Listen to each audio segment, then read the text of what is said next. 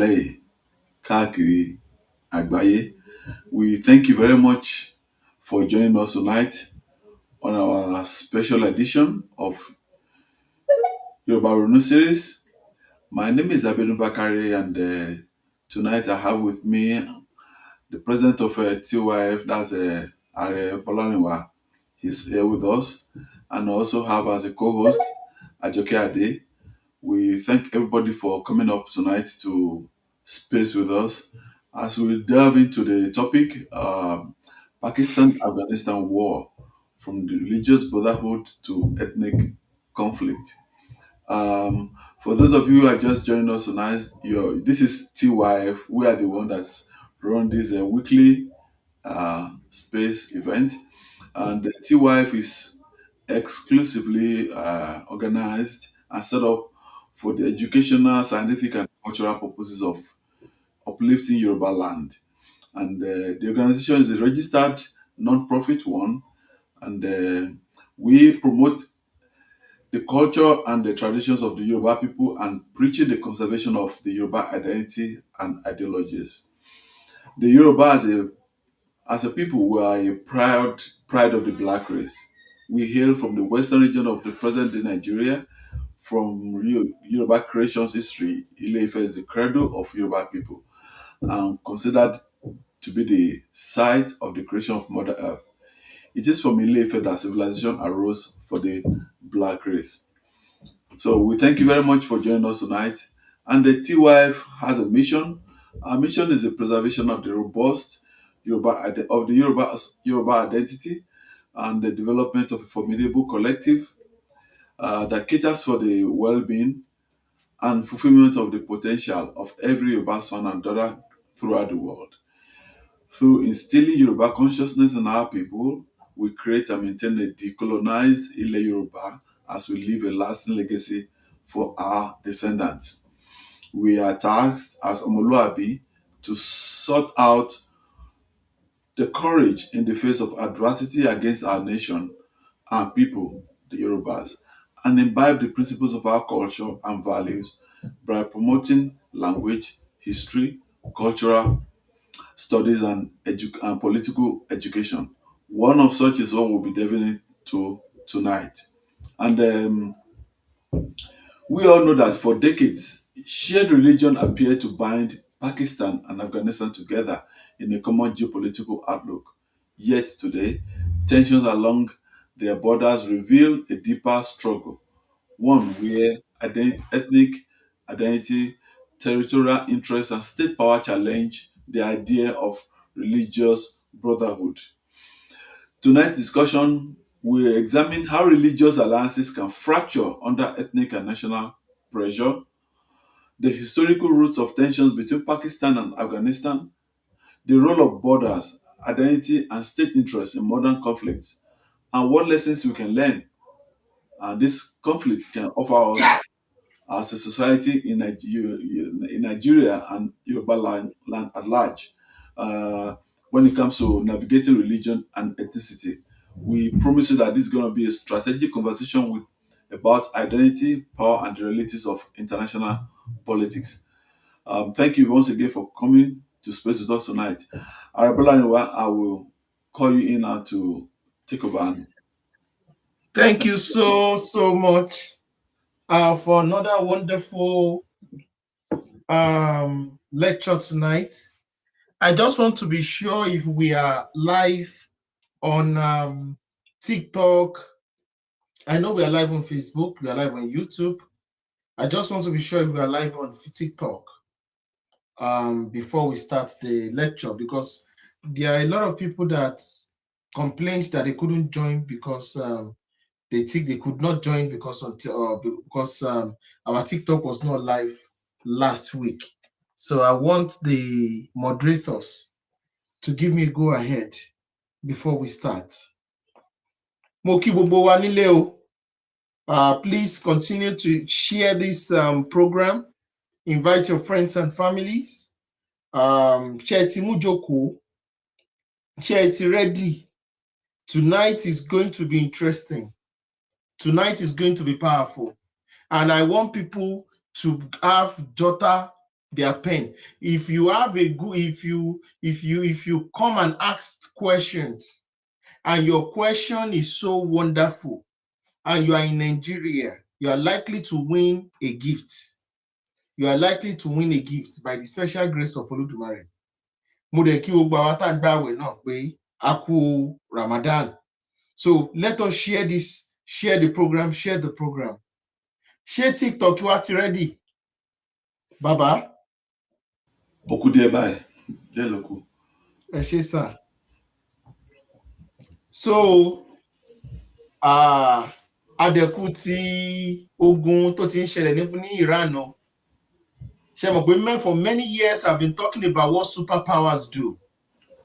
I've been talking about the powers of superpower. This when they say America, when they say a country is a superpower, it is not to buy flour and pen, but to buy flour and crayon. Superpower is the ability to have brutal means of violence. In tí America ń ṣe fún gbogbo ayé ni pé kí gbogbo ayé sì mọ̀ pé òun sì lè bù yẹn jẹ́. Wọ́n pè ní fear of God, náà máa ń pè ní socio-political terms. America ń fi fear of God sínú ọkàn àwọn contemporaries ẹ̀ ni.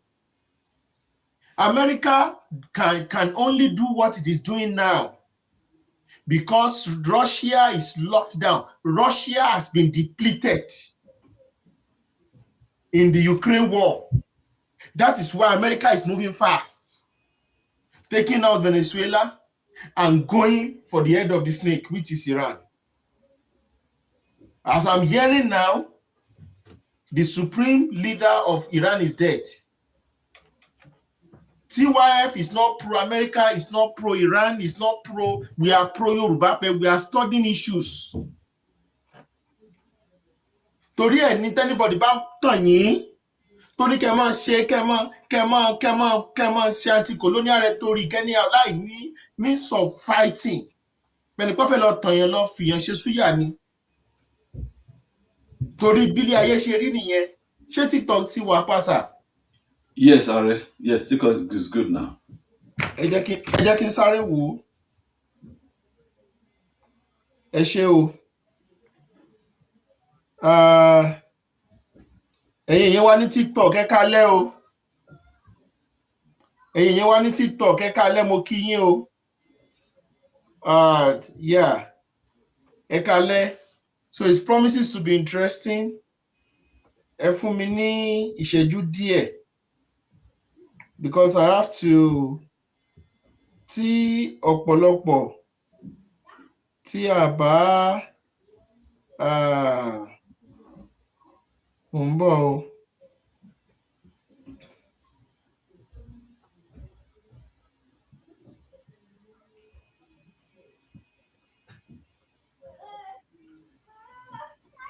Ẹ ṣé o. Ẹ máa bá wa share. If you've not retweeted, please retweet. Please retweet. Please retweet. Because this should be reaching thousands and thousands of people, especially Yoruba people and indigenous people all over the world. The world is changing. Mo sọ fún yín pé we live in a multipolar world order. In tó ń pè ní multipolar world order nìyẹn. Now, once again, I greet us all in the name of Olódùmarè. Tonight is a wonderful night. I feel so energetic. And I want to greet all my wonderful hosts. Baba Bakare, Madam Ajoke, Ayobami, our wonderful operational manager, Mr. Jolomi, if you're listening. All the executives of TYF across continents, across chapters, those working in different capacity. Inú mi dùn, ayọ̀ mi kún. Not because I have millions in my account, but torí pé mo ní ayọ̀. Ìpè Yorùbá is going to survive this century. The century of blood and iron. The century of multipolar world order. The centuries when some race will get liberation and some race will go into obliteration. The centuries that some race will be liberated and will be able to reclaim their civilization. And the century when some race are never going to exist again on the map of the world. I greet us all in the name of Olodumare. I greet you all and I welcome you into the century of Donald Trump, century of Putin, century of Xi Jinping, century of superpowers, the century of white nationalism, the century of Islam, ultra-Sunni Islamic nationalism, the century of ultra-Yoruba nationalism, the centuries where the maps of the world are going to be redrawn, not by round table discussion, but by blood and iron. I greet you all in the name of the creator of all things and the creator of the civilization of Ile-Ife.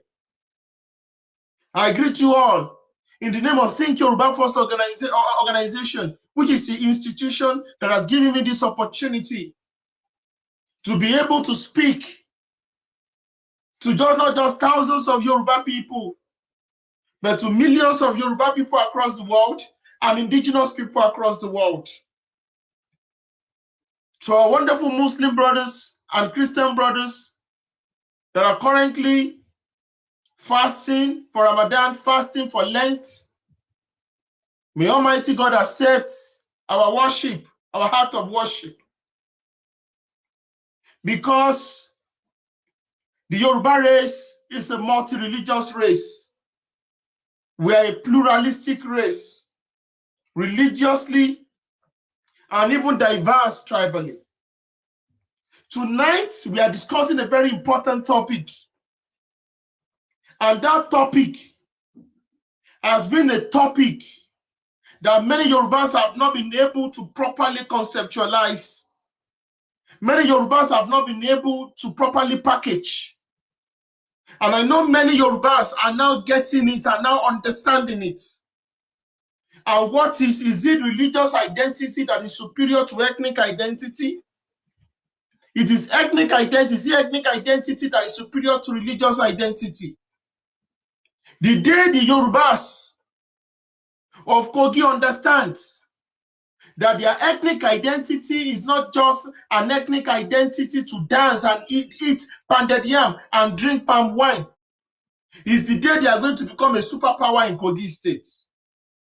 The day the Yoruba people of Ilorin understand that ethnic identity is superior to religious brotherhood, is the day they are going to stand up and take what rightfully belongs to them without breaking a sweat.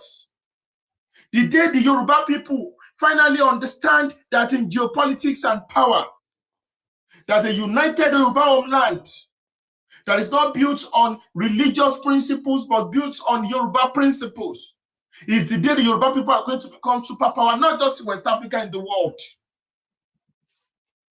There's a reason why we continue to preach this message, because countless and countless and countless examples abide in the world. We are talking about Pakistan and Afghanistan today. Both of them have stand at the end of each other, at the end of the names. Pakistan and Afghanistan are two countries that are predominantly Muslims in Central Asia. I'm going to start with the history of Pakistan. Pakistan used to be part of India. It is the Muslim-dominated region of British India. And it seceded from India because of the incompatibility in the value system and the fight for power and control between the Muslims and the Hindus. So Pakistan as a country was created on Islamic hegemony. It was India created for Muslims. Pakistan is an Islamic version of India, because the Muslims can say they cannot be under the political hegemony of the Hindus. That was why Pakistan was created. And it's in Central Asia. Now let's talk about Afghanistan. Afghanistan is a country in Central Asia, which was the successor state to the Durrani Empire. Afghanistan is popularly called the graveyard of empires. Why is Afghanistan called the graveyard of empires? Afghanistan was called the graveyard of empires because many superpowers have tried to erase it from the surface of the earth. Many superpowers have tried to Persianize it. Many superpowers have tried to Greekinize it. Many superpowers have tried to Russify it. Many superpowers have tried to Anglicize it. Many superpowers have tried to Americanize it. Many superpowers have tried to Westernize it. But there is nothing you throw against Afghanistan. You cannot conquer Afghanistan. You can occupy it, but you will surely run away. At the height of the power of the British Empire, when British conquered the great Mughal Empire, great empires of the world, Afghanistan, America, Britain could not make Afghanistan, the Emirates of Afghanistan, bow down because of the unconquerable spirit of the Pashtuns. I know all men are born equal, but there are some ethnicities and some races that they are martial race, and a good example are the Pashtuns. They don't forgive, they don't forget, and it might be 100 years they will continue to fight, even if they are just feeding on grains of rice. That is who the Pashtuns are. And they are the majority power brokers in that area they built the Afghanistan Emirates. That was the initial name of Afghanistan. So the quest, there was a grand plan by the British, because Afghanistan sits on the gateway between the East and the West. In ancient times, when European imperial armies like the Greek empires, Persian empires, Ottoman empires, when they wanted to conquer, they want to conquer from the west to the east, they have to pass through that area called Afghanistan. So Afghanistan sits on the way for them to reach India, for them to reach India, before they could get to Thailand and all those places. That was before the invention of air travel.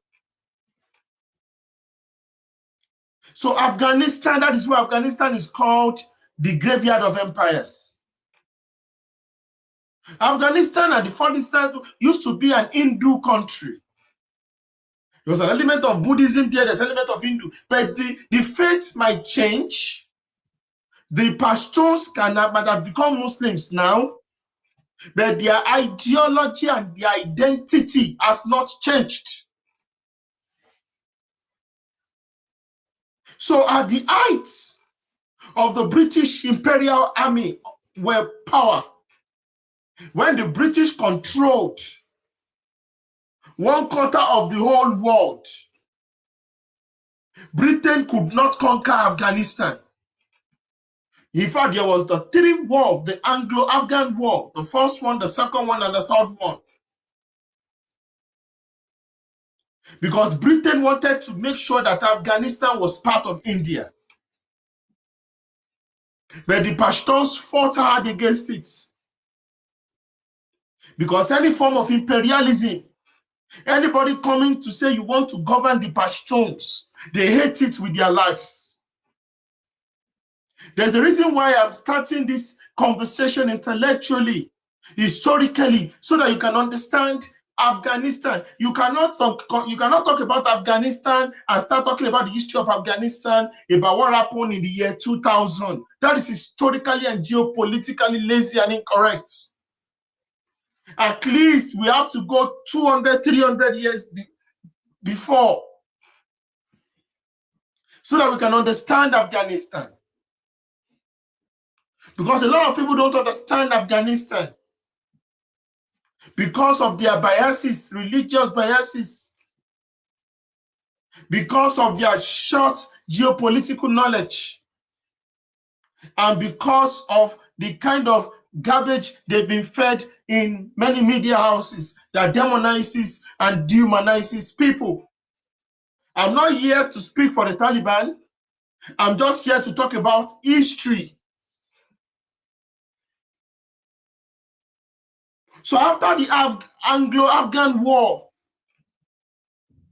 and the British were not able to conquer Kabul, which is the capital of Afghanistan. Kabul has been the capital of Afghanistan for the past 200 years. They could not conquer Afghanistan, and there was a peace treaty. There is anywhere the British has ever gone in their empire building agenda, they always withdraw the maps. Since the Britain could not achieve 100% of their war, which was the annexation of the Afghan Emirates into India. They went into plan B, which was to achieve their geopolitical objective. One of the reasons why Britain wanted to annex Afghanistan was to prevent the Russian Empire from having access to the Indian Ocean. Because in the 19th century, there were two superpowers in the world. In the 19th century, look, it is these things you see in the 20th century and in the 21st century did not just start now, where there will be competing superpowers like US versus USSR. Did not just start. In fact, it did not start 300, 400, 500 years ago. Superpowers have always competed brutally at the cost of lives and properties, for domination, for hegemony, for ego. So what finally happened? What finally happened was that a line was created. It was called the Durand Line. The Durand Line. Durand was a colonial British officer, just like Lord Lugard. And they made that line and said, this is going to be the line that is going to separate Pakistan from India from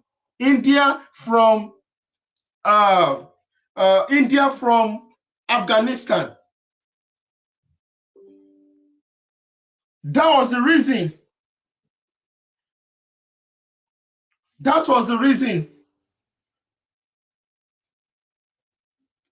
for this Durand Line. This Durand Line balkanized almost 30 to 40% of the land of the Pashtuns, because they could not conquer the Pashtuns, but they were able to take a huge territory and added it into British India. And that line was called Durand Line. That line is the fundamental problem today that is causing the war that is irreconcilable between the Pashtuns, between the Afghans, and the Pakistanis. I was trying to talk about the great games that in the 19th century, the biggest superpowers that were going toe to toe was the Russian Empire and the British Empire. The Russian Empire has always dreamt of having access to the Atlantic Ocean, to the Indian Ocean. Because if they could get access to the Indian Ocean, they could draw the map of the world. Because they knew that just having access to the Arctic Ocean and having access to the Black Sea is going to prevent Russia from becoming a total superpower. And in order to prevent this from happening, Britain acted on time and prevented Russia from annexing Afghanistan. There's a reason why I'm laying down these fundamentals. So Russia could not annex Afghanistan, because before Russia could annex Afghanistan, Britain went into action thinking they could take Afghanistan through war.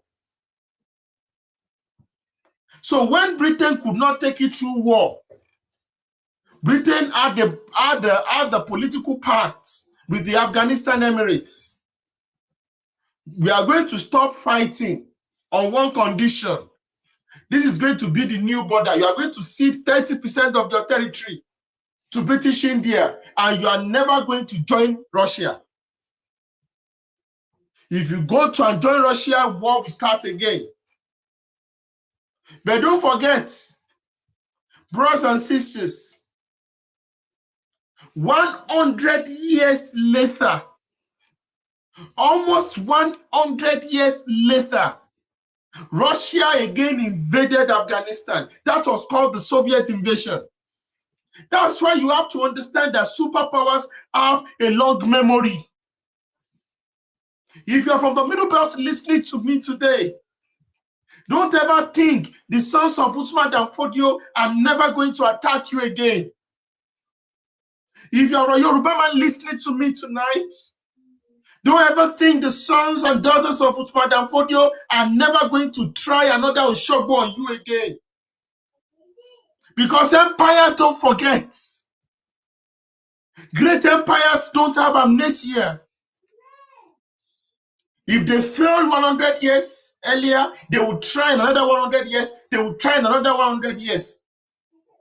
And a good example was what Russia did to the Circassians, who was a Sunni Muslim country. The Russians fought the Circassians for 100 years because Russia wanted to control Central Asia. And they did not stop. Generation after generation after generation after generation, hundreds of thousands of people perished on both sides until they wiped out Circassia off the surface of the earth. And they got what they wanted. Access to the Black Sea, complete access to that side of the Black Sea, and access to the Caucasus. It was what the Russia did again, which they call the Soviet invasion.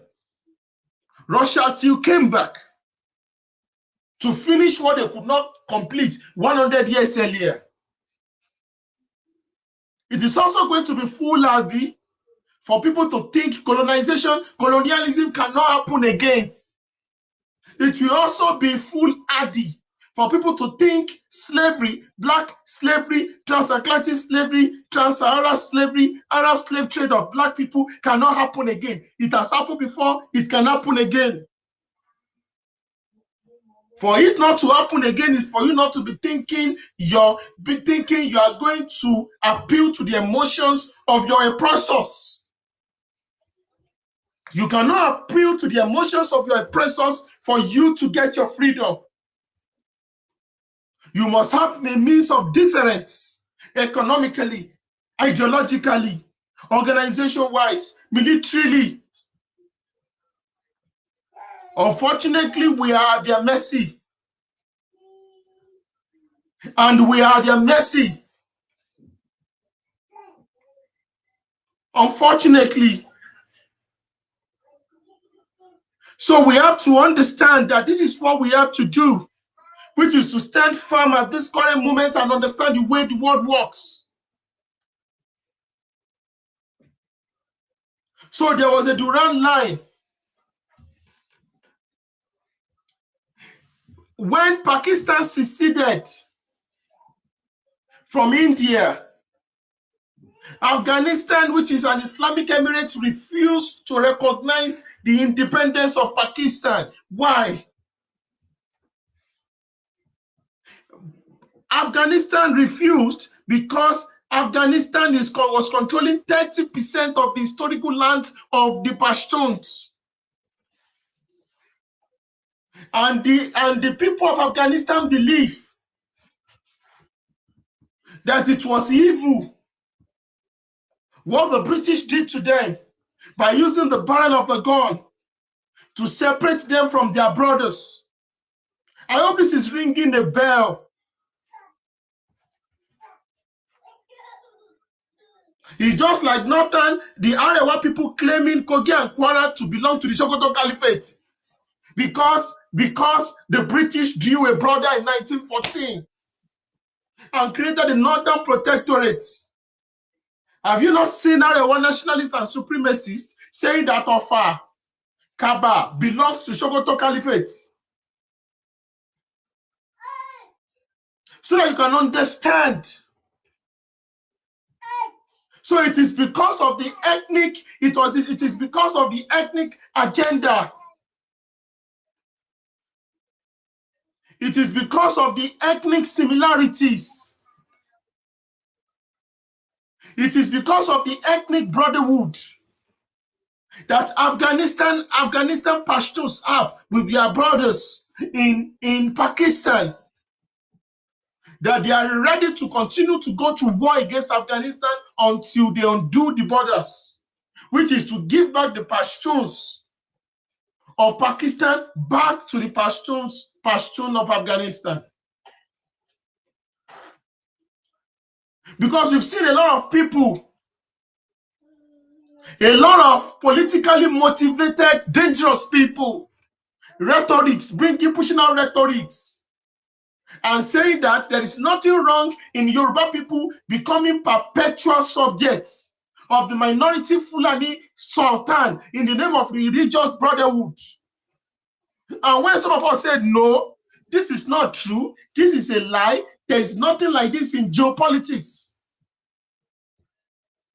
they model the conversation and they start issuing threats. Pakistan uses Sharia law. Afghanistan uses Sharia law. But Afghanistan, which are majority Pashtuns, wants to take back the Pashtun territory because of ethnic brotherhood from the Pakistanis. From the Pakistanis. This is the reality. This is the reality of geopolitics. This is the reality of what we face. This is the reality of what is on ground. What is happening between Pakistan and Afghanistan should make you know that anybody talking about religious brotherhood is a fraud. Anybody saying that Yoruba should jeopardize ethnic solidarity within the sharp waters of geopolitics, not just of Nigeria, in the world, is an enemy of the Yoruba race. I'm going to go deeper and use another example. You are currently seeing Iran that is on flames. That many people want the Ayatollah regime obliterated. Oh, so some people are going to say, oh, it is because of the Muslims, oh, it is the infidel that are attacking the Muslims. It's not true. The biggest Shia country in the world is Iran. And the second biggest Shia country in the world is Azerbaijan. Yet, Iran and Azerbaijan are mortal enemies. Iran and Azerbaijan are mortal enemies. Why are Iran and Azerbaijan mortal enemies? Iran and Azerbaijan are mortal enemies because Iran, a huge chunk of Iranian territory comprises of ethnic Azerbaijanis. They call them ethnic Azeris. There are more Azeris in Iran than in Azerbaijan.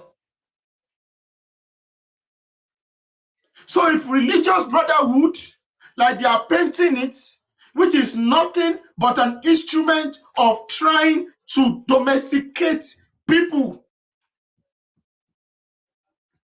and suppress them and destroy them from standing up and fighting for their right, if it is true, where are the Azerbaijan who have also Shia Muslims fighting for their own people to be able to be part of Azerbaijan? That is why Azerbaijan was one of the first countries that gave Israel a permanent military base so that they can be bombing Iran. These are two Shiite countries. They share this. They are both Muslims, and they also belong to the same Islamic sect.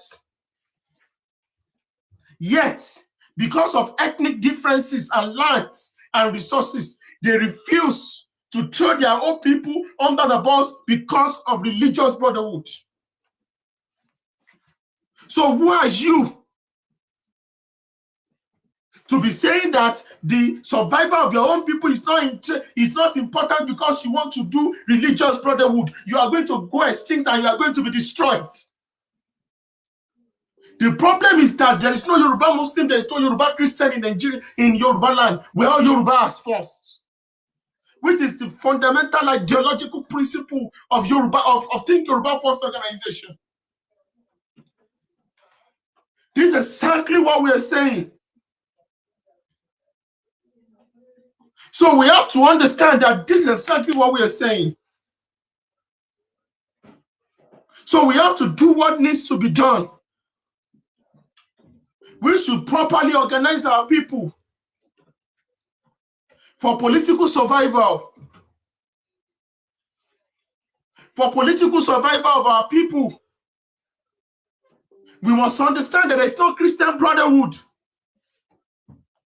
That the Southeast Igbos pushing Christian brotherhood is for their own political domination of Nigeria. Where is the Christian brotherhood between Ukraine and Russia? Ukraine and Russia, they belong to the same sect of Christianity. They are both white.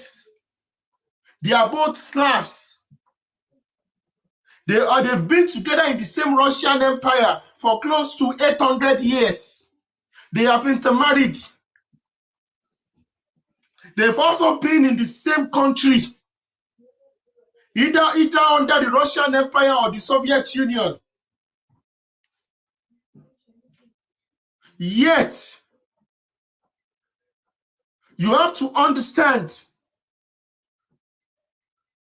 that the religious brotherhood did not prevent Ukraine and Russia from going up in flames.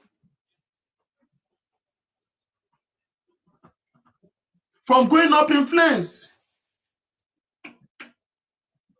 So you have to understand that when it comes to geopolitics and survival, religious brotherhood is useless. It is this fundamental geopolitical reality that the Hausa people fail to learn. The lessons the Hausa people did not understand is what the Kanuris understood. The Kanuris understand that there is nothing like religious brotherhood in survival. The Kanuri people survived and protected their lands and their identity till today. The Kanuris are the governors of Yobe State. The Kanuris are the governors of Nasarawa State. The Kanuris are the governors of Borno State. They produce presidents. They produce powerful people, generals. They are powerful stakeholders within the Nigerian conundrum. But what happened to the Hausa people? They believed in religious brotherhood and they've become slaves in their homeland for the past 200 years.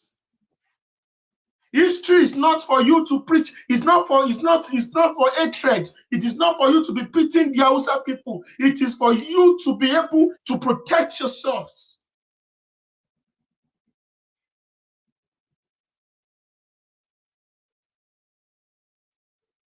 Let me also go further.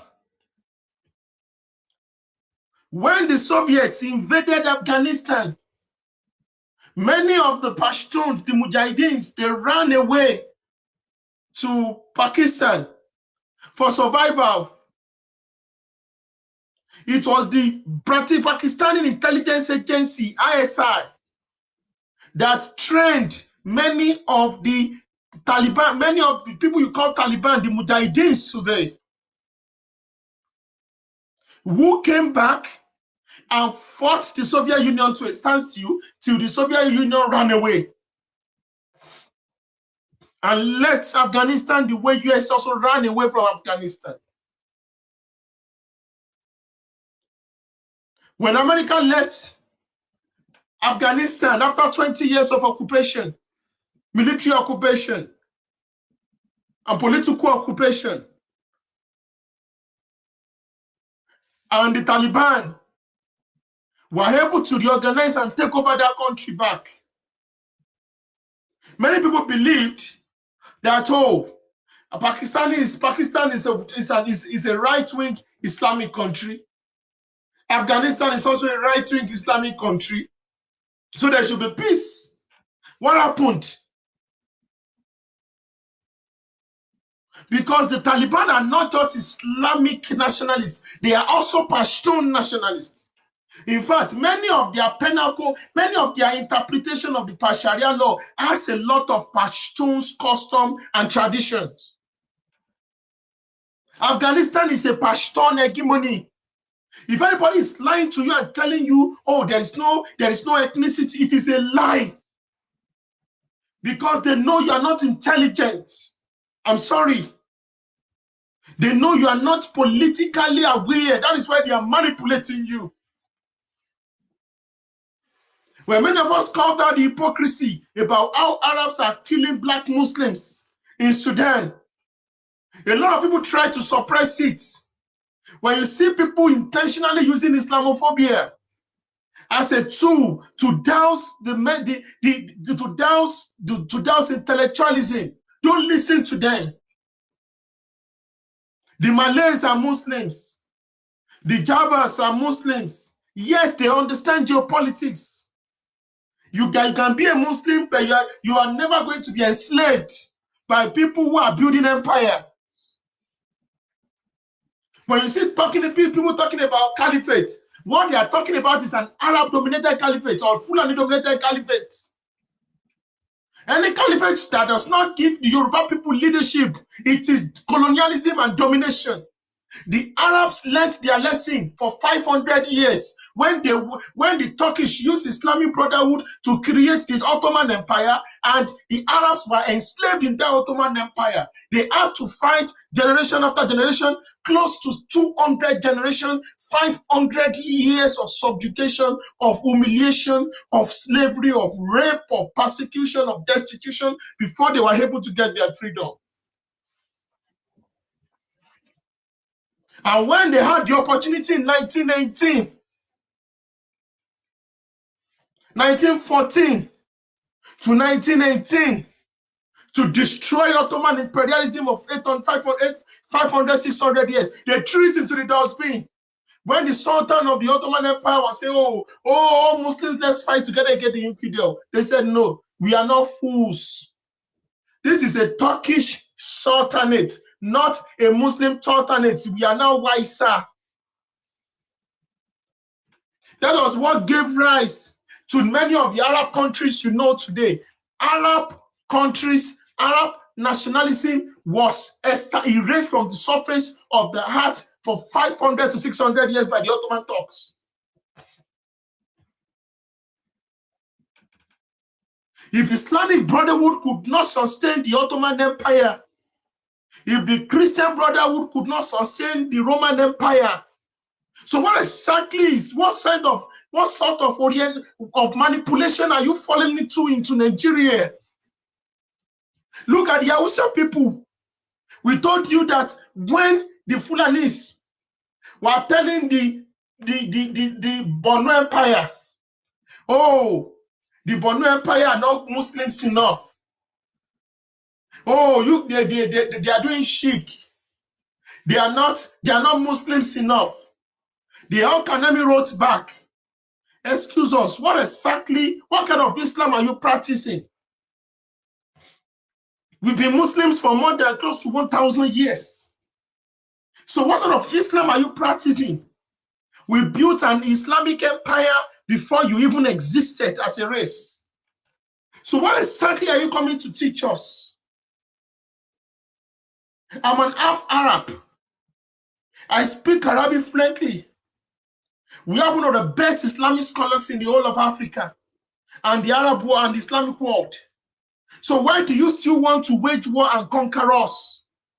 If exactly what you're talking about is that you want you want liberation for Islam, you want Islamic Puritanism.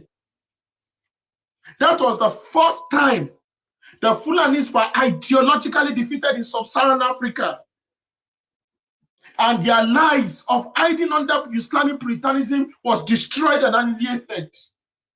The Yoruba Muslims were also able to do it because there were a lot of Yoruba Islamic war generals that fought against them at the Battle of Otefo and at the Battle of Osogbo.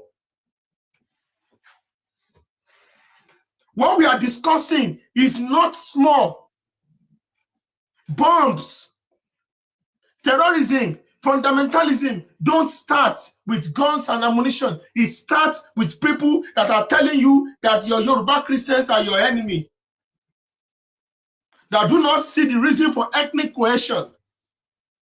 There are so many ethnicities in Nigeria that has bought into this thing, and they become a terror to the rest of us. Why do you think that most of the terrorists terrorizing the southern part of Nigeria are from the Igbiras? Because they believe many of them are brought into this extremist brotherhood.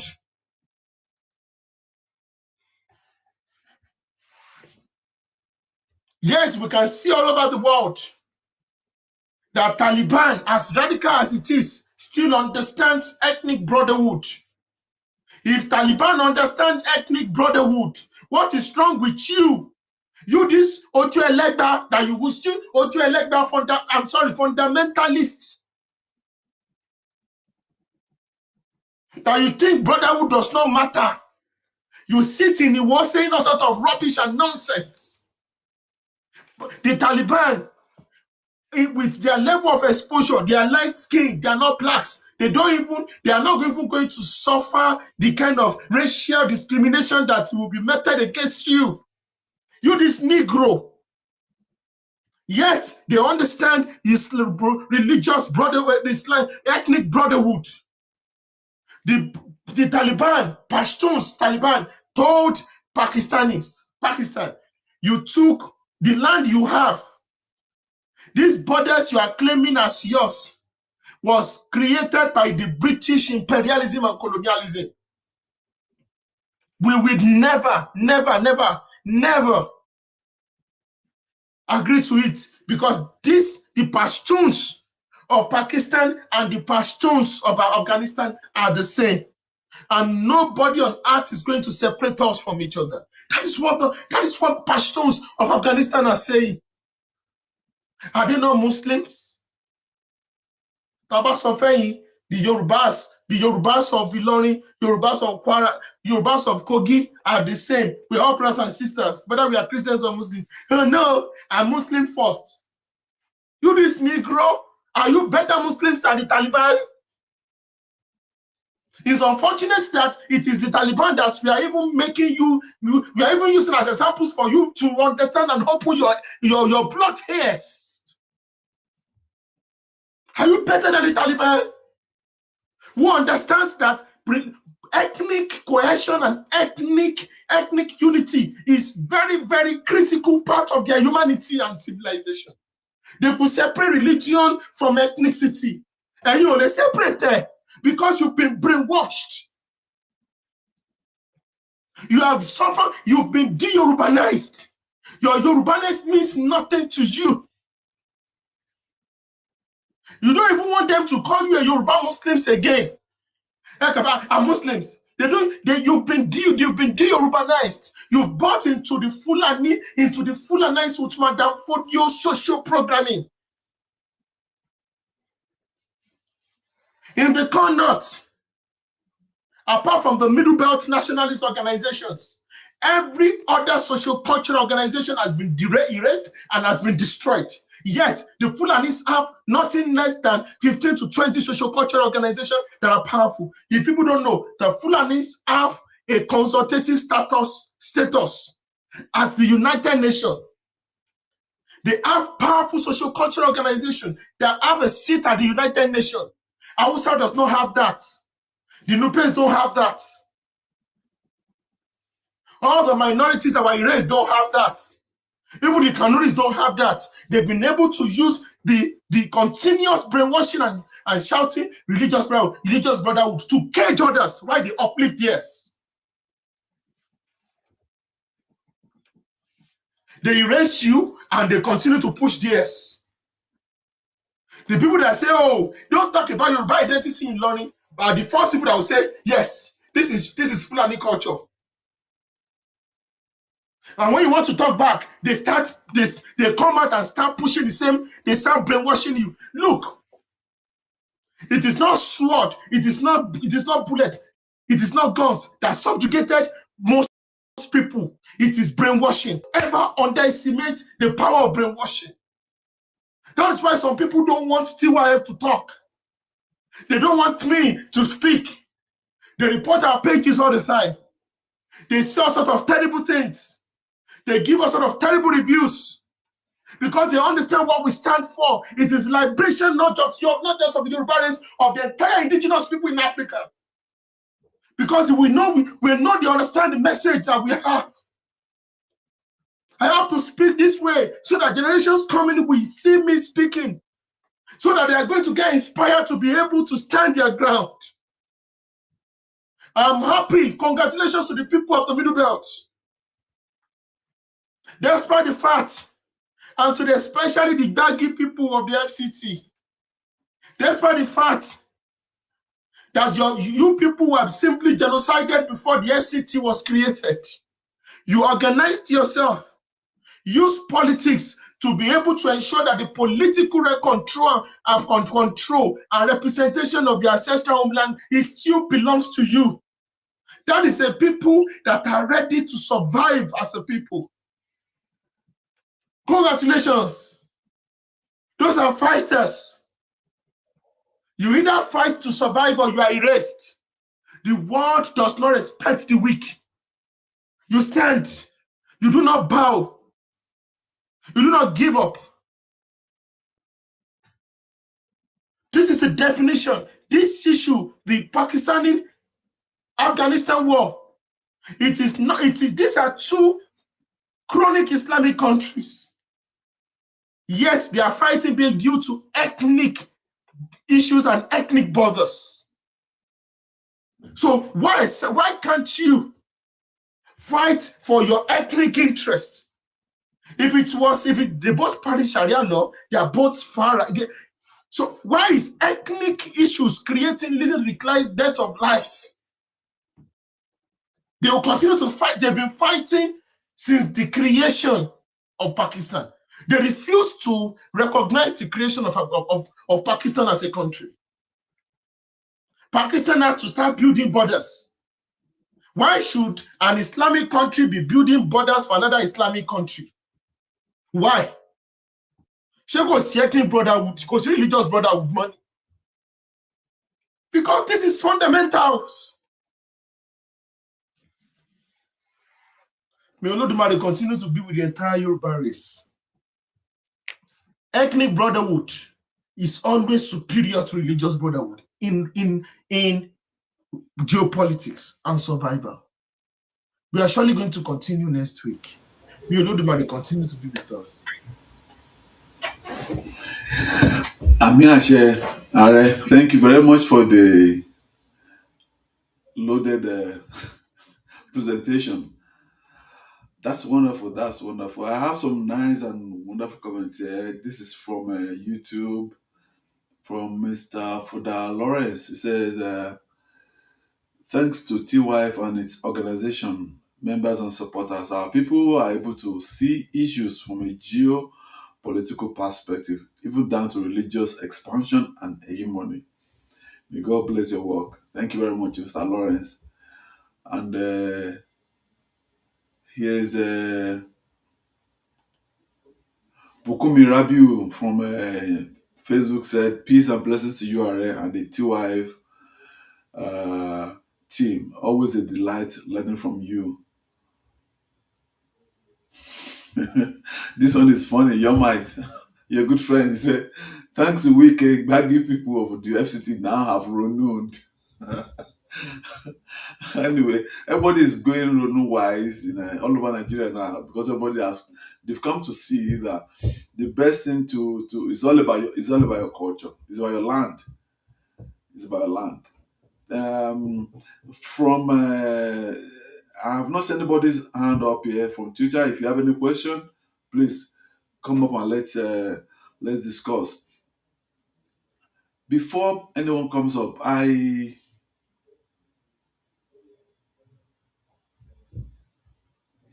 one thing I've learned tonight, Are, is this that state interest versus brotherhood. Pakistan and Afghanistan, they have the same. I think they practice both. Both of them practice the same religion, right? Yes. Good. You know, they're both Muslims, and if 95% of them are Muslim, they practice Islam. They work together when it comes to religion. However, this problem came up because I think the the issue of sovereignty came into play that made them to forget or to put behind them the issue of religion. How can this affect us in Yoruba land? All right. It is for us to just understand. It's not affecting, it's for us to learn. Mm. It's for us to understand the way the world works. So that because you look at the Fulanis, they are minority, they understand that they need power at all costs to maintain their hegemony, political, military, banditry. They need anything to subjugate and terrorize their neighbors.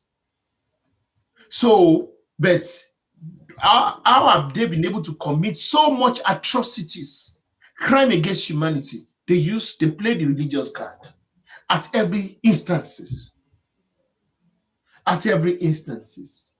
Because if you hold on to your ethnic cohesion and ethnic identity, they will not be able to conquer and destroy you. Thank you very much, Are.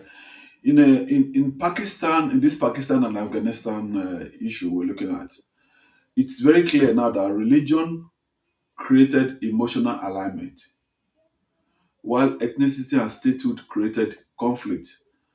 But in Yoruba land, religion sometimes creates denominational competition, okay? But ethnicity can provide us a shared cultural memory, which is like language, ancestry, and worldview. Every Yoruba man sees the world from the same lens.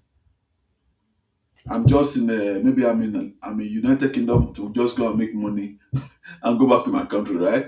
I'm just in the United States to like economic immigrant, right? Oh, I'm in Canada. I'm just there to make money and return to my country. So why is it that once some of us who travel to US, to UK, to these Western countries, when we are so fortunate to get the citizenship of these nations, we raise up our hands and say we swear allegiance to that country. Once we come back and we're entering West African airspace, maybe it's the atẹ́gùn yẹn bí àwọn festival lọ́pọ̀lọ́ ni kò yé mi o.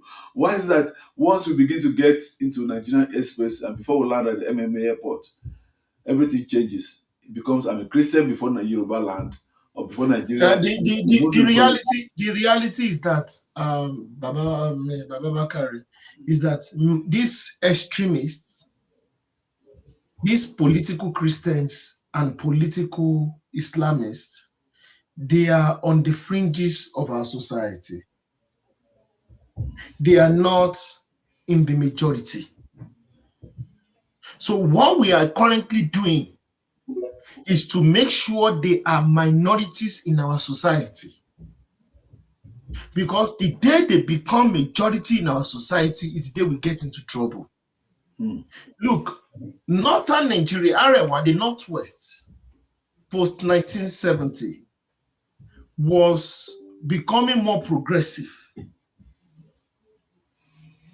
I have to tell you the truth. You go to places like Kano, places like Kasina, like Maduguri, like Kaduna. It was so Lafia. They were wonderful places. People were coming from all over West Africa to do business there. In fact, people prefer to go there and settle down and do business because you're going to make money and succeed. But what happened? Little by little,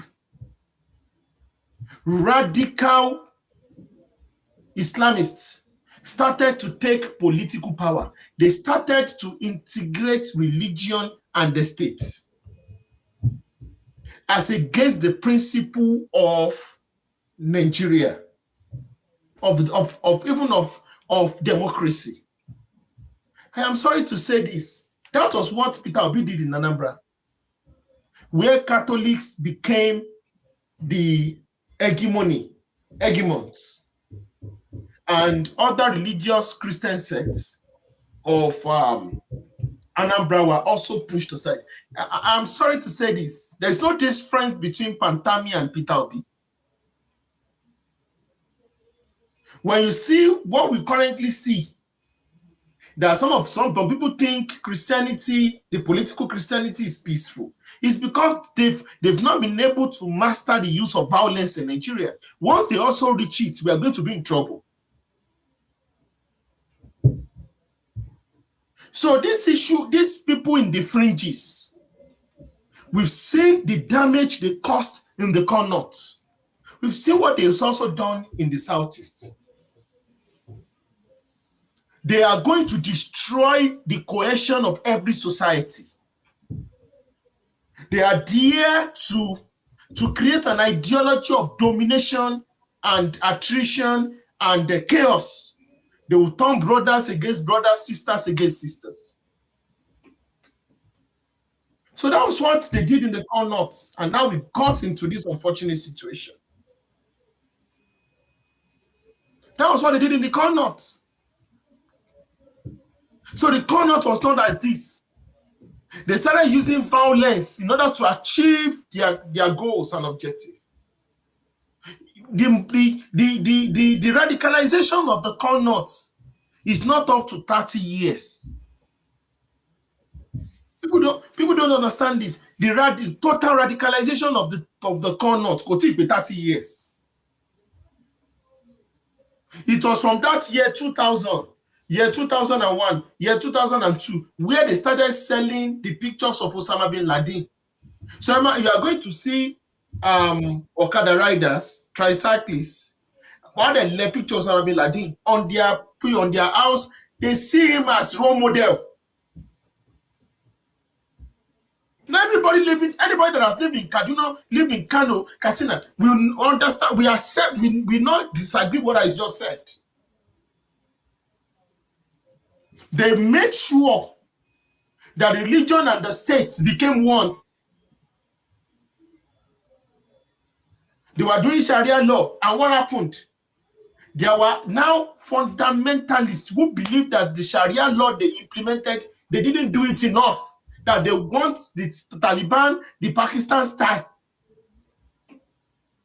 And it was not because of religion. It is to maintain the post-Sultan Madam Fodio structure of the core north. It's just to maintain it. They tried to import the same madness into Ilorin, but they were radically pushed back. That is what before the radicals in Ilorin used to attack Yoruba Christians. When the Yoruba Christians fought back in Ilorin, that is why they've now turned their attention to the soft targets, which are the Isheshes. Because they believe those ones are the soft targets. Because they are not organized, they do not have money, they do not have state backing, so they can exterminate them. Why do you think all of a sudden America is now paying attention to Nigeria? How many times has America been paying attention to Iran? It's more than 40 years, not even sure Iran. Am I lying? Ben. 47 years, to be Nothing precise. sure Iran. Oh, that's sorrow. How many years? Nothing sure Gaddafi. How many years? Nothing sure Bobo Venezuela. One mama were running on the sorrow. Maduro. They didn't say anything. But the day they are going to strike, that is why I am sorry. These people are operating on a different level when it comes to human hierarchy. It is not about shouting everywhere. It is us getting our house in order so that we can be on the table. Not doing protests and doing unnecessary, it's the bitter truth. Support China. And so how many of you knew visa only? Visa America, visa China. America banning all Nigerians to one in China, to one in America, the entire economy of southern Nigeria will collapse. ABMO, but what one of you sustain, don't sustain southern Nigeria is the cause of the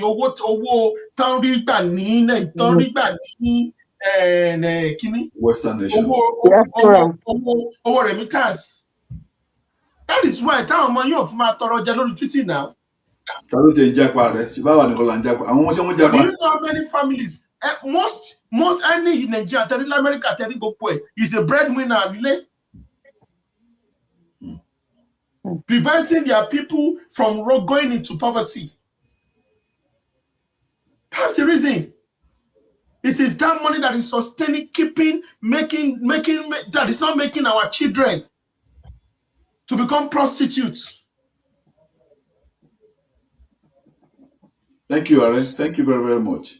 Ó yà mí lẹ́nu gan mọ́kàn rí gbọ́ tí news kan jáde pé the leader of Taliban, Abdul Hamid Khorasani, was saying today that Iran gan fúnra wọn pé Iran ò tí ìkọ̀rẹ́ tẹ̀sán ní òpé Iran is even an enemy of Islam. I can't like, what do you mean? Because Sherry, our Taliban, the issue about the Taliban is this. The Taliban are like the Fulanis. If you don't take your time to understand history, they are going to fool you properly. The Taliban have been able to blur the line between Pashtun and Islam. They've been able to integrate the Pashtun survivor and Pashtun interest into Islam, their own version of Islam. Now, what am I trying to say? Pakistan and Iran only successor Persian Empire. Okay. So the Persians have always tried to annex and conquer Afghanistan for a long time. I want an interest people Afghanistan should be under them as a regional power. So the Afghans, Pashtuns, have been fighting a war of survival against the Persians for more than 1,000 years. And they are not like black people. It is black people that have short memories. I'm sorry I'm using that harsh word. We forgive easily, we forgive a lot. To survive in the world, you must have long memories. You must not forgive everything. You must not forget everything. It is those who have long memory that survive. That is the difference between the global south and the superpowers. The Chinese have long memory. The Indians, they have long memory. The Caucasians, Anglo-Saxons, they have long memory. What did El-Rufai say about the Fulanis? He said the Fulanis don't forgive. Say they don't forgive, they don't forget. Yeah, you're right. You're right. All right. Moni Berry, I have a question. Ẹ jọ ṣe lè ní sùúrù kí ẹnìkan náwó sókè ní orí So, kìíní. yeah. Then after that you Okay. go, ma. Thank you. Now, Go see Scott, can you. you hear me? So, please take the mic. Please ask your questions so that I can attend to you and we can move to other things. Thank you. Thanks for being patient. Thank you. Thank you. Yeah. So just to a little bit expand the conversation, I was following the debates when some of the pro-Islam guys were saying, okay, at least Yoruba people also fought war amongst themselves. That we have the KG war, we have the Mudakeke war, and many other war. So the argument is that if Yoruba identity um, cannot fuse Yoruba together, so why is it a big deal if Afghanistan and Pakistan are at war? So I just want Are to look into that side. Thank you very much. Thank you very, very much. I'm so happy that people that are promoting religious supremacy and brotherhood, they are now changing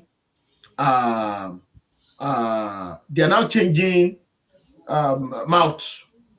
There's no big deal in fighting. We thought they said, oh, in religious brotherhood, oh, just accept slavery. Don't talk. Don't expose evil. Don't talk. Now they change mouth. At least we are getting somewhere.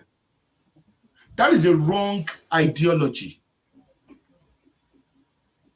Pakistan is a Sunni Sharia state. Afghanistan is a Sunni Sharia state. But Afghanistan is telling Pakistan, you stole my land. And my brothers are in your country. That's Britain, you stole 30%. And they are Pashtuns, almost like 30%. It is conflicting figures. I want my land back. And the people of the Pashtuns of Pakistan should be returned to Afghanistan. Clearly, to Master Islamic Brotherhood in there. Clearly. Because ethnicity is the fundamentals. Catholic religion. Ẹlẹ́ẹ̀kejì is the Azerbaijan and Iran, and Azerbaijan and Iran. Azerbaijan is a Shia country. Iran is a Shia country. But Azerbaijan are mostly Turkish roots, noni.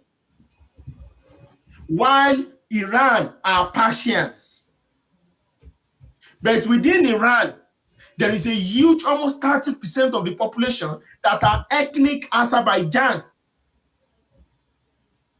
Bíbá àwọn Yorùbá ṣe wà ní Benin Republic, ṣó ti yé yín? Azerbaijan is now saying, give me back my people. Má fi religious brainwashing. Assalamu alaikum. Assalamu alaikum. Praise the Lord. We all praise in Christ. Má gbé yẹn wá èèyàn àwọn èèyàn ilẹ̀ mi. My brothers and my brothers. Give them back to me. Don't subjugate and erase my people. Kó máa fẹ̀sìn bojú ẹ̀yin ìka yìí. Nígbà táwọn ancient powerful race, Azerbaijan, Afghanistan, they understand the importance of ethnic solidarity. Ibo láti rí àwọn ọmọ ìrankíran yìí. Ẹ mọ̀ pé wọ́n ń ṣiṣẹ́, they are not part of us. Wọ́n lè ní Yorùbá names, they are not Yorùbás, they are not part of us. And internet sọ Mọdákẹ́kẹ́ àti àwọn ló dá Ọ̀yọ́ empire rú, àwọn religious fundamentalists ló dá Ọ̀yọ́ empire rú. Àwọn ni wọ́n kógun wọ Ọ̀yọ́ empire. It was the Islamic fundamentalists and extremists. I didn't say many people have said it. This is truth. Tí wọ́n lọ ń gbìmọ̀ pọ̀ pẹ̀lú àwọn ọ̀tá Yorùbá in the name of religious brotherhood. Àwọn ọ̀tá Yorùbá.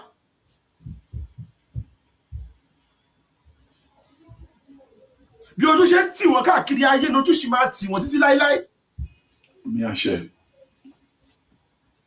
Ìgbà tán dá Ọ̀yọ́ empire rú, òun ló fà tílẹ̀ Yorùbá fi di a place of civil war.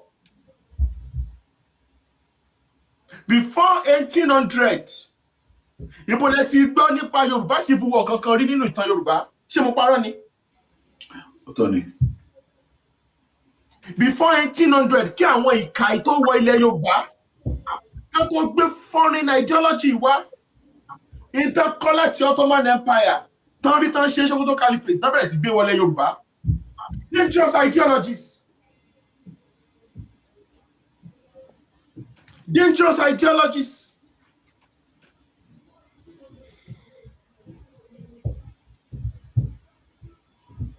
So tá má ti ń sọ fún wọn, explanation tí mo sọ yìí, ó ní kẹ́ fún wọn. Mo dẹ̀ rí pé àwọn yẹn ti ń push back because ṣe rí àwọn people yẹn wọ́n máa ń jókòó ti ìtàn Yorùbá láti bastardize ẹ̀ ni. They are trained. They are politicians. Religious fundamentalists, these Salafists, these Wahhabis are politicians. They rewrite history, they lie, and they know how to form victims. There is no point arguing with them. Just make sure pé wọn ò rí bá ti ṣe nílẹ̀ Yorùbá.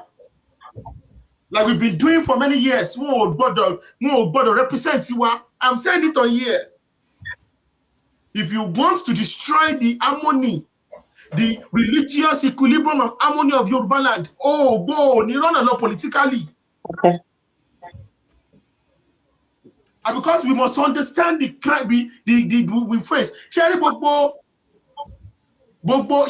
tó ń ṣẹlẹ̀ ní ṣẹ́bẹ̀ rí àwọn extremists ní northern Nigeria, ní Arewa land, Arewa. They don't condemn killings, they don't condemn anything.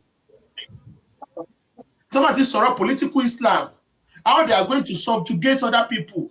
Political Sharia. Everyone I'm sorry. Everyone tí wọ́n dìde náà wọ́n bọ́ ta tó mọ́. Because tí wọ́n believe pé ìtàjẹ̀sílẹ̀ yẹn, it is a collateral damage to their eventual ambition and goals. Olódùmarè sì ti mú wọn. Àwọn America gbogbo wọn láti kọ́ bọ̀rọ̀ north yẹn. The north is gone. I'm saying it on here. Ẹ̀sán ti rán gbogbo àwọn agents wọn wá tàti expose Nigeria. It is now what he exposed the killings in the north. That's why it is a form of insanity. Finding ọmọ Yorùbá kankan kó wá lọ́mọ bá wọn ṣe PR. You will do it for you and for you and your family. Yoruba people are not going to go down with them. Because we know what they are doing. The world is resetting itself into ethnic components. The days of caliphate, empires is over. You can come and try it in the next 300 years. Not now. The world is factory resetting itself. Russia is a Christian country. America is a Christian country. Why are they enemies? Abi? Really? Russia is a Christian country. America is a Christian country. If there's Christian Brotherhood, fine, Christian fundamentalists, why are America and Russia enemies? Why? If they ever believe in Christianity, Germany was a Christian country. Germany was a Christian country. Britain, France was a Christian country. Yet they went to go and fight the First World War, Second World War. Ibo the Christian Brotherhood wa. Ibo the Christian Brotherhood wa. So anyway, The black slaves became Christians in America. Did that stop them from being racially segregated? Majority of black South Africans became Christians. Did that stop apartheid from happening in South Africa? Hey, Shironubai. This kind of arguments can only happen amongst black people. The Arabs are Muslims. The Kurdish people are Muslims. Why are the Kurdish people fighting for liberation from the Arabs? The Arabs are Muslims. The Turkish people are Muslims. The Kurdish are Muslims. Why are the Kurdish people fighting for liberation from the Turks? This kind of conversation can only happen amongst black people because we don't understand the way the world works. And we're not even interested because we have been programmed to be I'm sorry I'm speaking this way. NFA, no future ambition. and then there's a breaking news.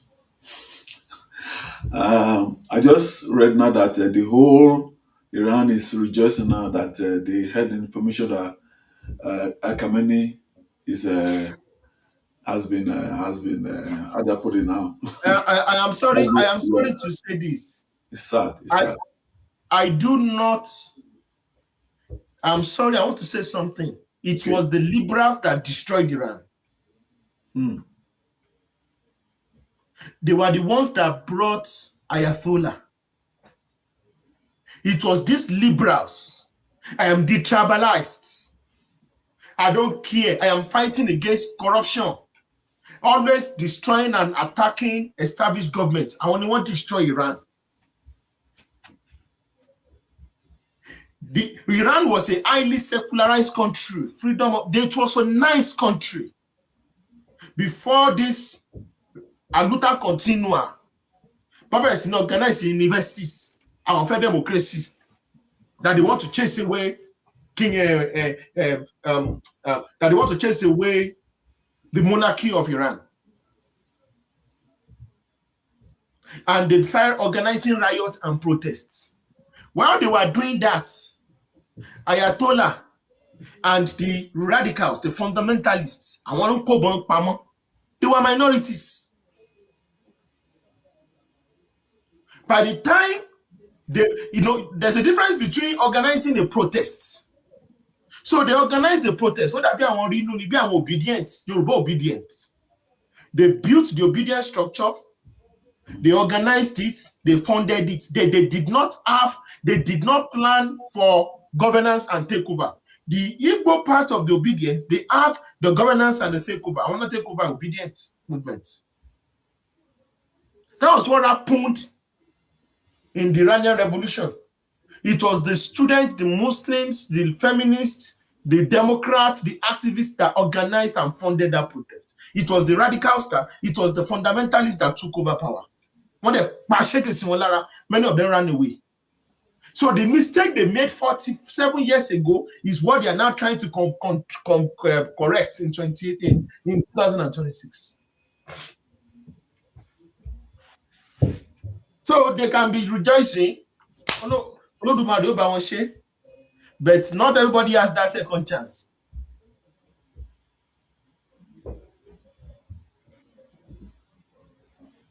Do we have questions from the audience? Or she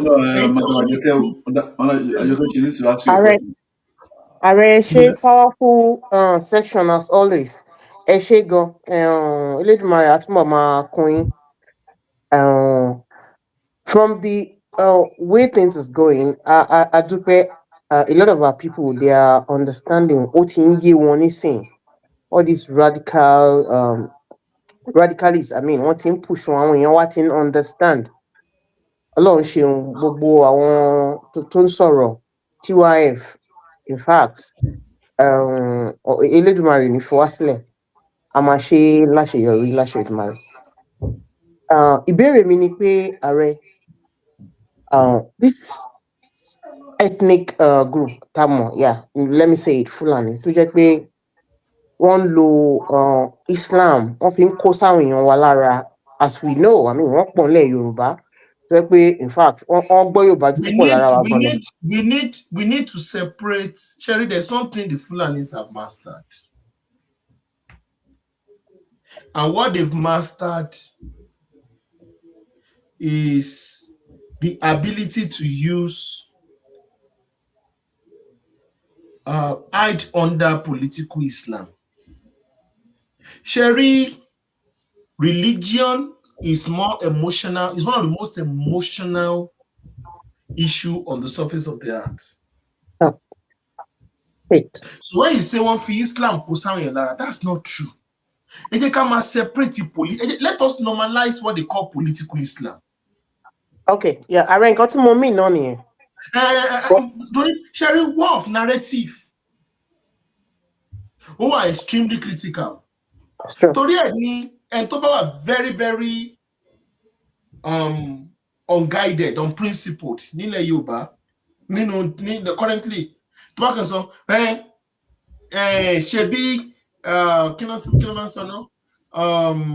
TY Shebi Islam ni problem. Emma Sherry, any Yoruba man tẹ́ bá ti rí tó sọ statement yẹn ẹ sá fún. Ẹ sá fún àwọn tó fẹ́ jẹ́ kó gun já ìwà ìjàwá nìyẹn. Because you cannot alienate almost half of your population. It is sure destruction. So ṣé rò pé àwọn Yorùbá Muslims so wọn ò mọ tẹ́ láti radicalize wọn ni ṣé rò pé wọn ò máa tẹ́ láti gbowó fún wọn ni wọ́n refuse ni. Bàbá sọ pé tó ń fún wọn 10 million. Actually, ibi tí mò ń lọ ni wípé. So we say, what are they trying? Sherry, they've been trying. Not in 2026. They've been trying since the 1800s. Or nothing try the same madness. So what we do is what we are currently doing. We ideologically organize ourselves. Ideologically and organically organize ourselves to mount a proper resistance. To say, this is who these people are. In Tiwọn Sheni, West Africa. Now, for instance, Mali is 99% Muslim. Fulani àti Tuareg extremists are declaring war on black Muslims in Mali.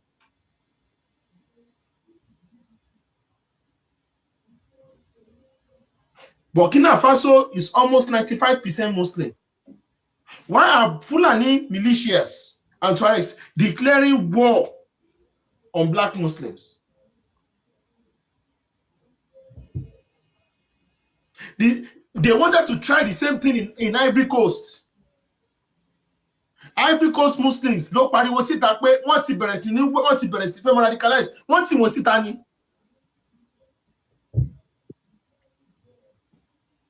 Ṣé àríwọ́n lórí social media? Look at last year now. There was a particular lady that used to say all sort of nonsense. People massively went to report him to the FBI in the US. Babaka Rihanna ti wo lady yẹn now. Yeah, Morati.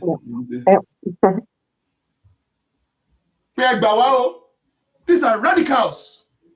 Moju, Mara, very crude, very barbaric. Western world, you know what they jókòó sí? Jókòó sí Western world, enjoying the goodness and sweetness of the Western world. They máa preachy àwọn ideology tó ti sọ ọ̀pọ̀lọpọ̀ ìlú di olórí burúkú bí Northern Nigeria. All right. So when we know as this radical, according to what history if you want, they always come back. How are we going to put an end to They are it in not. They are Yoruba not. They land? only. They only came back because Nigeria happened. If there was no Nigeria, we are not going to have this problem. Sherry, we don't need to be afraid. Everybody in the world is fighting the same problem. Even Saudi Arabia is fighting against extremists. Shema, but Taliban, Afghanistan, Taliban is also fighting against ISIS. Shema, Sure, yeah.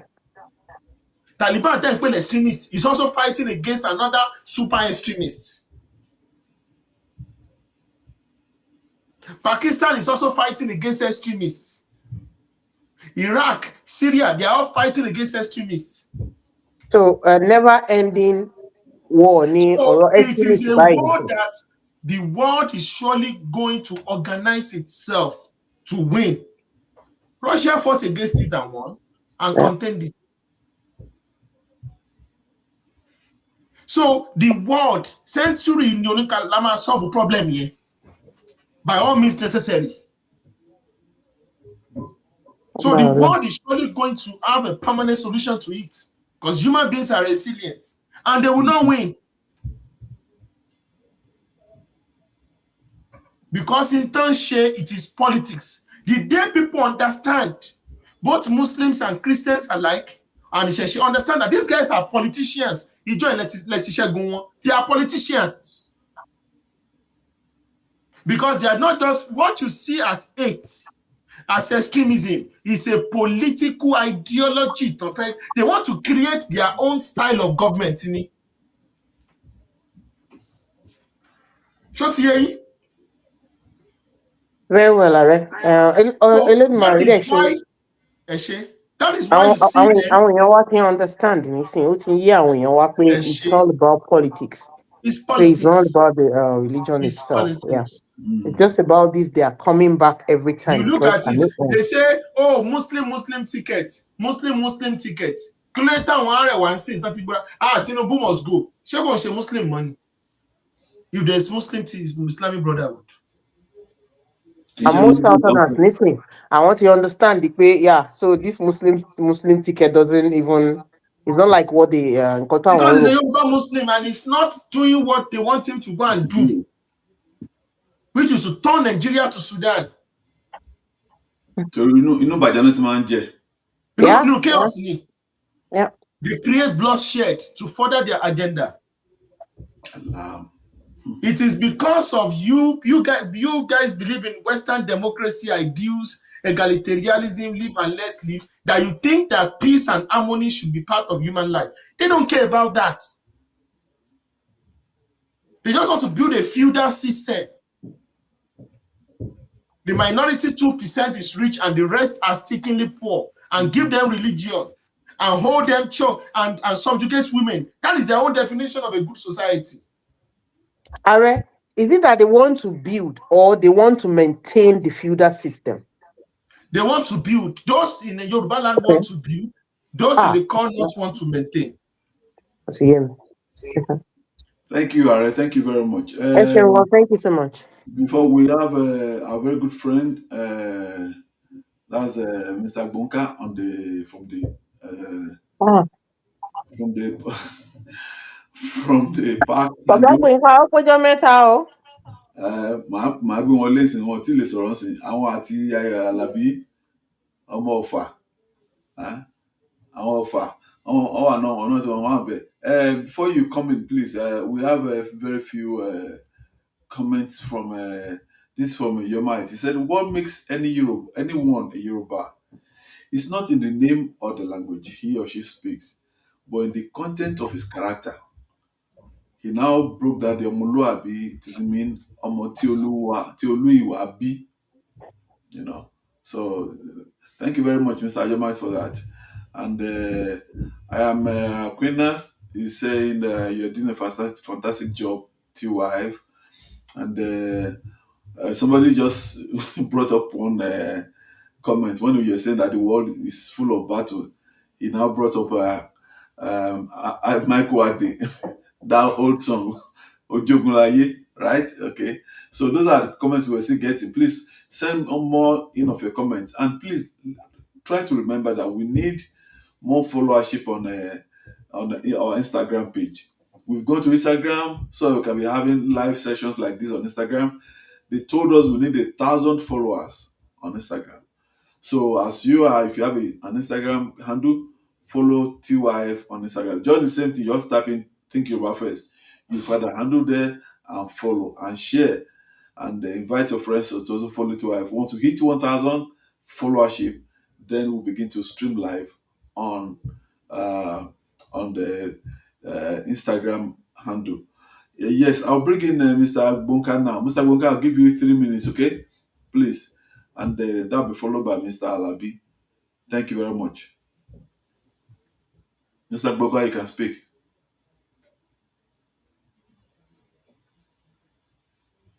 Say hello to our name, Mr. Bonka. Okay. Alabi. Okay. Oh, okay. I was saying that you had us muted. Yes, it's I'm at that. And Elon Musk in here. Mo ti yóò ti pẹ́. 3 minutes. Stay for me. Ó ti pọ̀ jù àbí? Okay, ẹ lè manage 2 minutes nígbà yẹn. Tí wọ́n ti pọ̀ jù. Okay. Mr. Bakare, àjọsán mà ni bàbá Gbọ̀ǹkà. Ẹnu ànípẹ́ parí ètò àníparí ètò ni ó lẹ́ kí n fún ọ ní mo yẹ fokùn sí wọn lọ́rùn bẹ́ẹ̀. Àní ètò nípẹ́ parí ẹjọ́. Okay, we'll understand. You came in late, that's what happened anyway. Thank you. Yeah, I understand. Thank you. I was going to be done with most of the things I'm doing, and then I'll be able to join my brother again in these sessions, because I know it's not easy.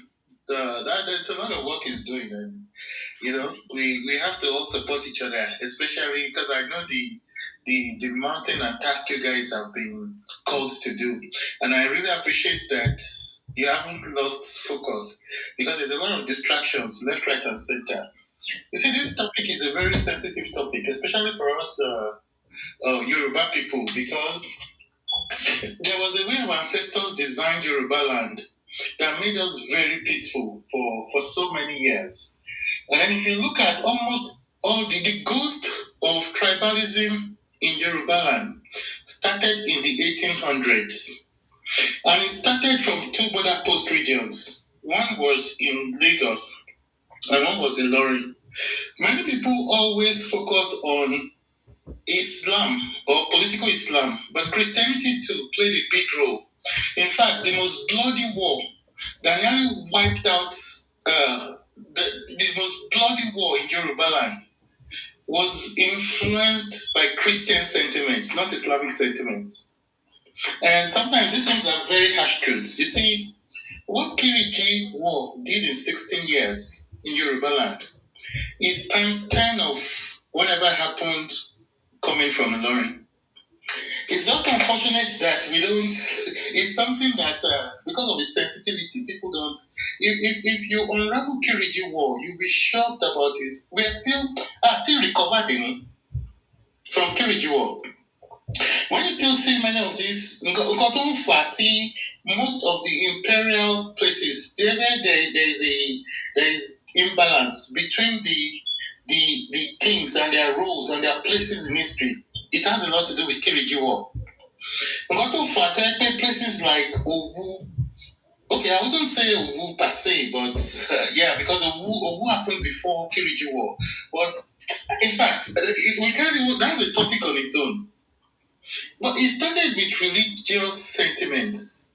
So look at it very well, critically. What is it that our ancestors had that is political Islam and political Christianity did not have? Because from the moment we became a nation, which completed when Oromia founded the border post cities up until the 1800s, many of these things did not happen. So why is it that it happened in the 1800s? It is because we allowed a lot of external influence to shape. Most of our fathers were not literate. That's one of the unfortunate things that happen. And when you see people that are coming from Futajalon and all these places, they were very knowledgeable people. They were scholars. They knew how to read. So this is what you call the concept of Shagbelojuyoyo. But I want to say something, and I'm going to say a shocking truth today that religion does not unite people. Religion was designed by politicians. Every organized religion you see today was designed with an intention to keep an empire. Christianity and Islam is not an exception. Those who designed this religion wanted to hold their kingdoms and estates and empires together. They did not design these religions because they loved you so much and they want you to get to heaven. They don't care if you get to heaven or not. The whole idea is to dominate you right here on earth. To build an empire, you need guns, correct? The greatest empire that was ever built actually is the empire of Genghis Khan, the Mongolian empire. But the reason why it did not last was because you can use guns to build empires, but you can't use guns to hold an empire. The only way you can hold an empire together is to have a very organized system of spirituality that can connect the people to you, make the people kind of respect you in a very structured way. And the tool, see, it's a tool that if they remove Islam in the north today, within 100 days, Hausa people will take back their land. The only reason why they are prisoners in the land of their fathers today is because alien conquerors continue to use religion to hold them down. That is why the full animal would rather die than to let you remove the penal code. Because if you remove the penal code in the north, he knows that his days are numbered. You see, that is what it has always been, and that is what it will remain to be.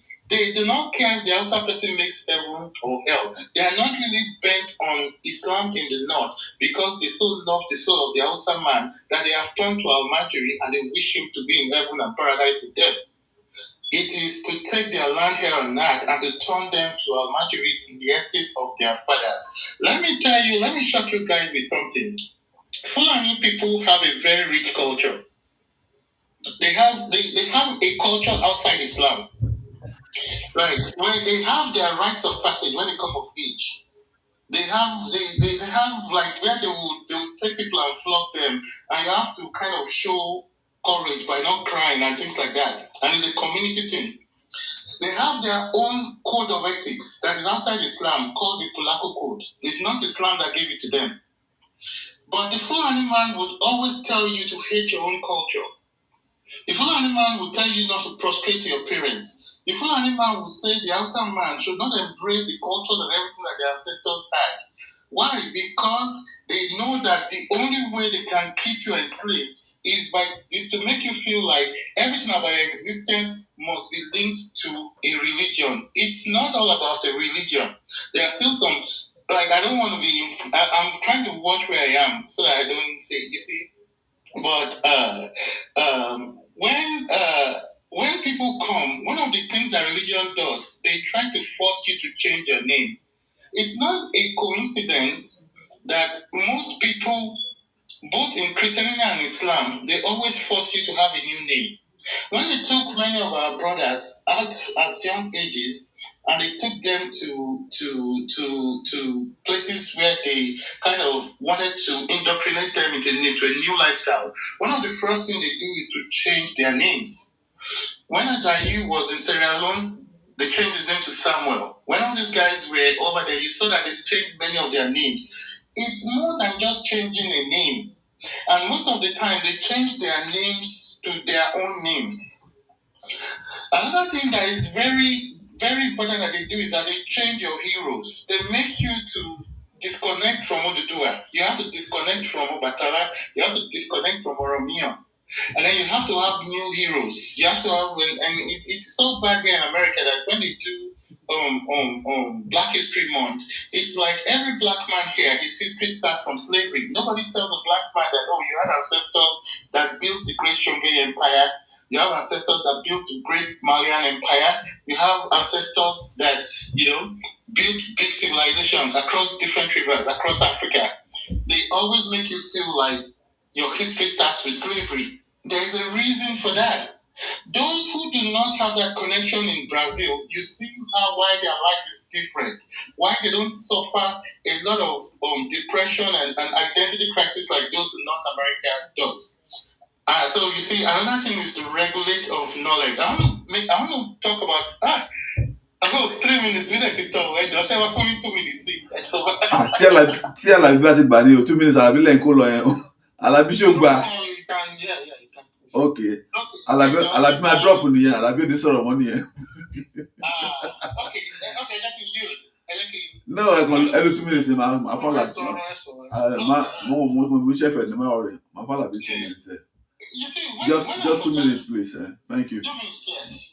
When Afoja died, the Yoruba people were, because Afoja trained a lot of the great warriors. At that time, one of the warriors that he trained was a man called Toyeje, who was the governor of Ogbomoso. Another man he trained was Ojo Amiku, who came from where is this district? That's where this district where the New Oyo is. You know, Joe Amiko was the name skipped my head, but you see, many of these great warriors you are seeing, Tom Chabu Bujaye, they were all trained by Afonja. He was a legendary guy. He was really loved by the warriors, irrespective of his shortcomings. So when he died, he pained a lot of the nobilities. He pained a lot of these warriors. He was like their friend was killed. So they mobilized and they said they were going to have a revenge. And there was this guy, in fact, one of the things, Sunshine Lauren recently, they're taking a lot of these Yoruba people and they're manipulating their history because they want to play down that aspect of Mr. Jamba that they do. So they've been trying to twist it that actually Sholagberry was not a Yoruba man. I've been seeing that. And they have a lot of interesting scripts. Revision, it happens in a lot of scripts here and all that. But you see, we know how this man got to Ilorin.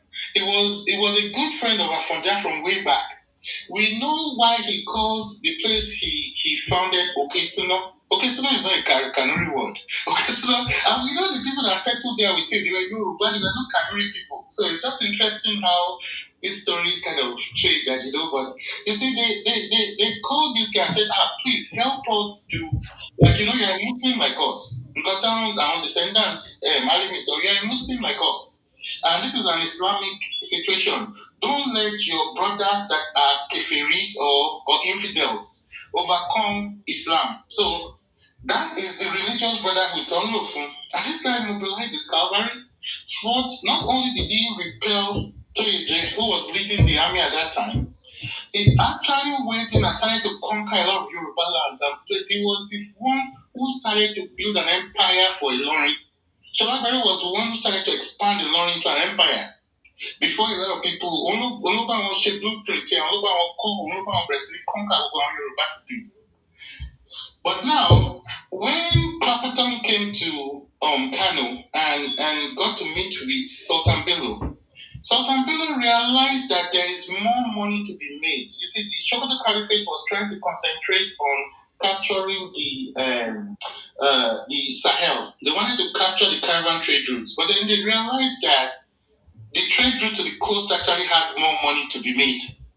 That was when they started to show interest. So Sultan Bello, who was the son of Usman Dan Fodio, was working with Ilorin and he was committing a lot of his cavalry. The biggest cavalry then, which was at, names are skipping my head today, I don't know why, but the place where Ahmadu Bello was born, Rabba. Rabba was like an NDA. That was the biggest military base then. Rabba was so strong and powerful that Sultan Bello left Shekoto and moved to Wando so I could be close to that military base. He pledged those soldiers under under Abdul Salam and said, if you ever need my soldiers to wage war on Yoruba land, I would always give them to you. Then Abdul Salam just realized, I don't need Sholagberry anymore. He's becoming very influential. So he's trying to get rid of him. and they laid a siege on Okesuna. And the man who made sure that they became solidified and they became identified, they went into that place, stabbed those people to death, took this man and killed him like a common criminal. He was not a Muslim anymore at that point. He was a guy that was used, and he was a guy that was dumped. They've done that across different cultures. They did it in Nupe land with Abdul Raham. They did it in Hausa land with Abdul Salam, who was the governor of Gimbana. Gimbana is what you call Zamfara today. Mm-hmm. This man was the one who protected Usman Danfodio when he was running from Nupe. All of them, they use spiritual, religious brotherhood to bring them to their side. But when they have finished using them for their agenda, they were the first people to get rid of. Yeah. Thank you, Mr. Bunker. Yeah. No. I just keep one round up. Okay. If you just a minute, we'll just close up. Okay, so we can. Okay. Yeah. We have just 3 more minutes to end this space, so that Alabi will be the last speaker. 2 minutes. Yeah. Sure. People always look at Zeke. You know that Zeke was one of the first people that was using religion as a political tool.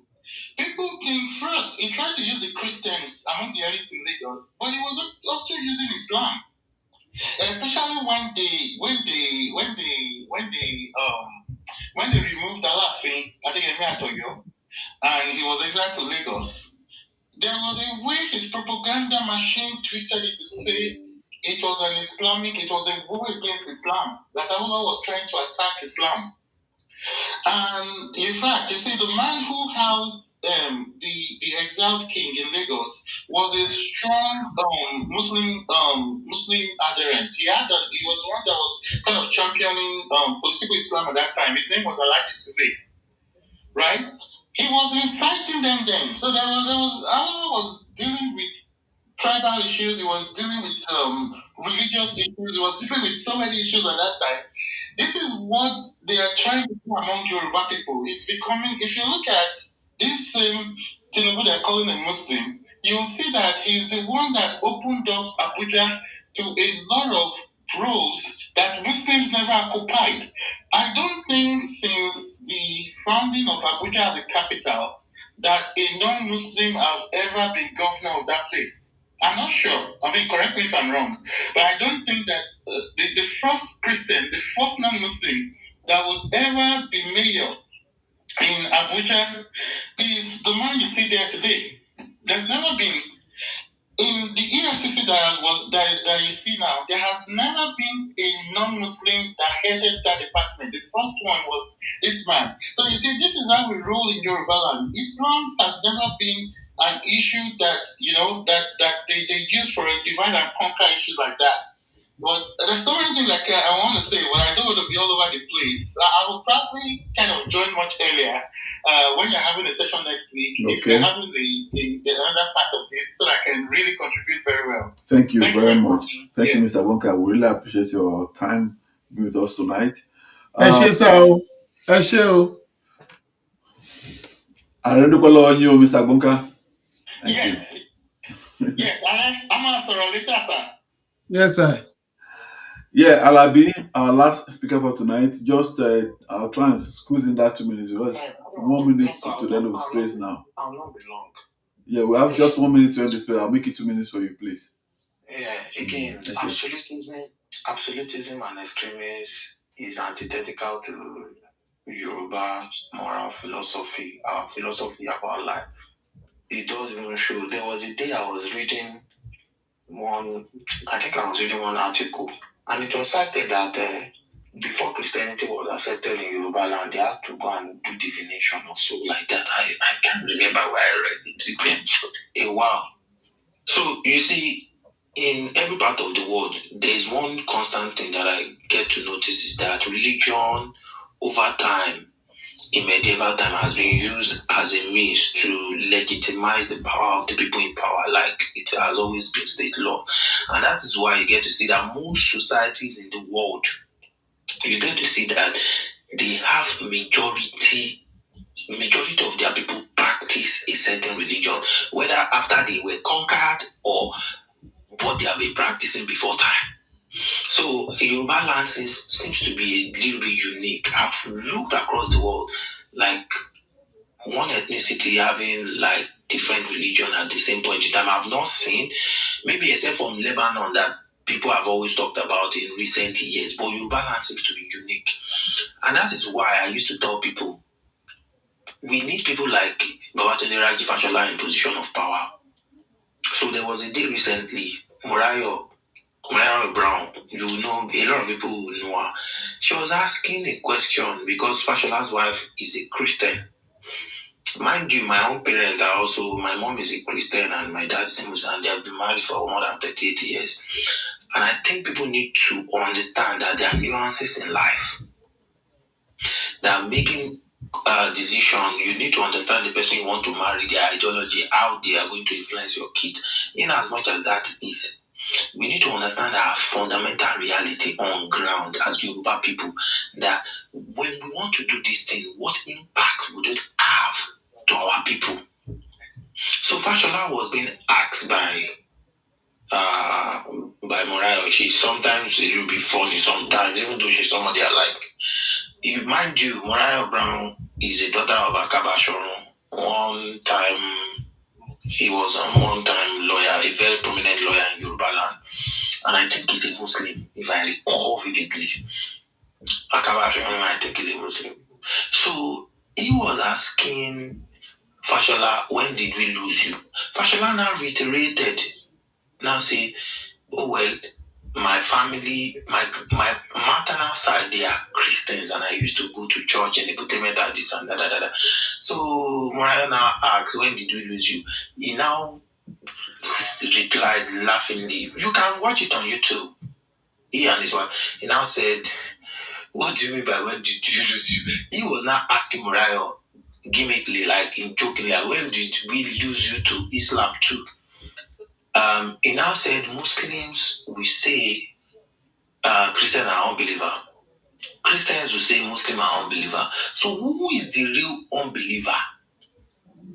And these lunatics, they exhibited the same behavior today. You can see this Solomon Buchi, who is, I mean, fundamentally, every time I see Solomon Buchi, I always see like a replica of all those lunatics in the north that preach extremism and absolutism in terms of religion, forgetting that nuances in life, there are nuances. People don't plan to be single mothers or divorce, but it does happen. However, they have to tread life with caution moving forward. But you see, what we see is that people that even Yoruba, a lot of people that are Yoruba, they buy into this agenda. You let people that do not have affinity to you have an influence to your own thought process. You discard the ideology of being an Omoluabi. Yoruba land has given you the opportunity to practice your religion, and we live in peace. And I've made it clear. In fact, a lot of my friends, it is today that I know that a lot of people, they don't, the same brain cell that exists in an average Muslim northerner is the same brain cell that operates in a Yoruba Christian. Some of them, especially these Pentecostal clowns, they are irredeemable. They do not. The equilibrium of one moment. I'll just 40 seconds, please. The equilibrium it's 3:05 of religion balance in Yoruba land is they don't like it, and they talk as if everything is absolute. So the thing is, I kind of think that people need to understand that when people make a proposition, you have to look at it as a Yoruba person. How does this put your people in safety? Because majority of northerners, core northerners, they are Muslims. So whenever they speak, I understand them that when you are a Muslim. Majority of people are Muslim.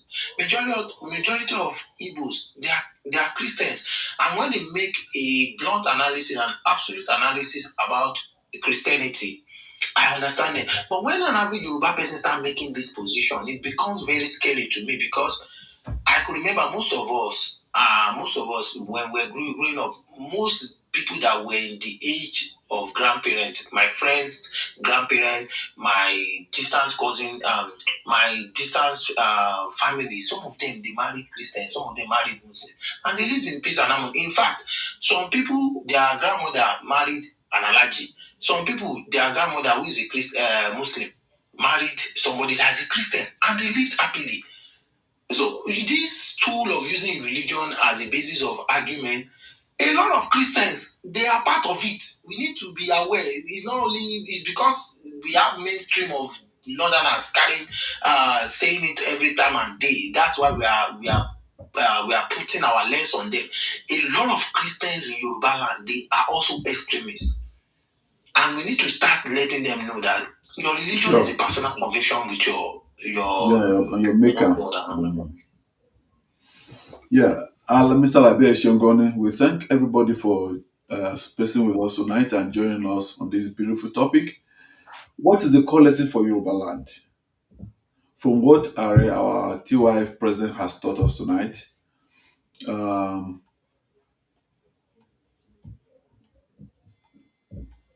I'm trying Being to. a Yoruba ni currency wa. With what we have learned tonight from uh, we have seen that Pakistan and Afghanistan, there are three lessons we've learned tonight. Religion alone cannot guarantee political unity. Ethnic ties alone cannot even eliminate internal tensions. Institutions, not sentiment, will only preserve stability in Yoruba land. And the stabilization factor in Yoruba land has always been cultural tolerance, interfaith coexistence, shared language and festivals, intermarriage across religions. Our president today is a Yoruba man, President Bola Ahmed Tinubu.